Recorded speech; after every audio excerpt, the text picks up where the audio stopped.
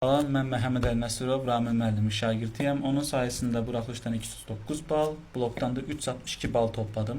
Bu balları toplamamda sözsüz onun dərs keçmə üsulunun çox böyük təsiri oldu və təbii ki, verdiyi motivasiyaların. Ən başdan başlayırsaq qaydadan. Qaydanın öz bir qayda dəftəri var və sizə o qayda dəftərindən şəkillər atır mövzuya uyğun olaraq və o qaydadakı hər şeyi dərsdə sizə tək-tək izahını verir. Nəyi başa düşməsi soruşa bilərsiniz. 2 dəfə, 3 dəfə fərq eləmir. Yəni sizə əsəbləşib falan eləməyəcək. İstədiyiniz qədər qaydanı soruşa bilərsiniz. Və ən yaxşı xüsusiyyəti odur ki, qaydanı başa düşə bilən şəkildədir. Yəni qayda kitablarındakı o gəliz sözlərdən, rəsmi sözlərdən yox, daha insanın başa düşəcəyi şəkildə izah var. Eyni şəkildə yazılı olaraq da, düstur olaraq da eyni şəkildədir.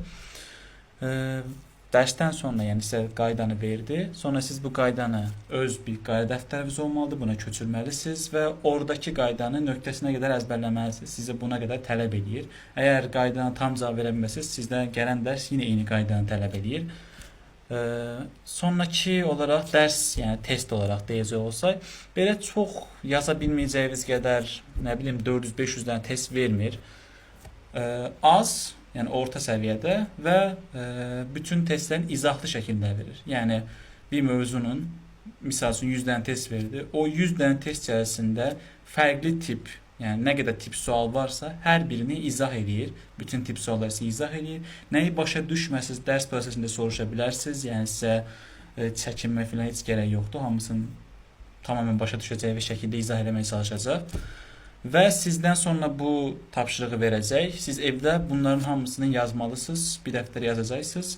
Sadəcə şey olaraq deyil. Yəni 1A, 2B, 3C şəklində deyil. Oradakı hamısının həllini tək-tək yazmalısınız və şəklini isə ki, müəllimə atmalısınız. Müəllim orada bütün həllərinə baxacaq.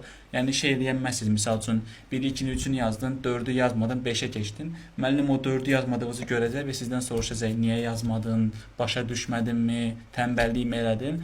Buna görə sizə bir həll yolu deyəcək. Yəni əgər tənbəllik eləməmişsə, valideyninizə şikayət edəcək ya da ki, bir şans daha verib evə təzədən yazmamızı istəyəcək. Çox tələbkar müəllimdir. Yəni yola verməyəcək sizi. Oxumursa oxumu deyim yox.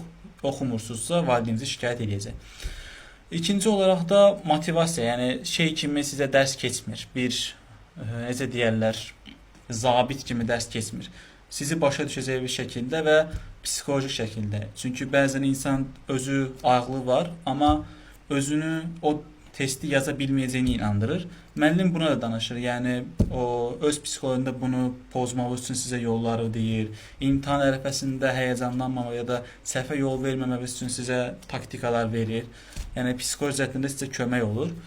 Və belə şey müəllim deyil, sərt, yəni bütün dərsi çox sıxıcı keçən müəllim deyil. Zarafatları da olur, hətta çox olur. Yəni gülməli dərslər olur, gülməli falan keçir, amma dərsin öz qayda qanunu pozulmur. Yəni bütün hər şeyi verdiyi testləri, qaydaları falan hamısını yoxlayır.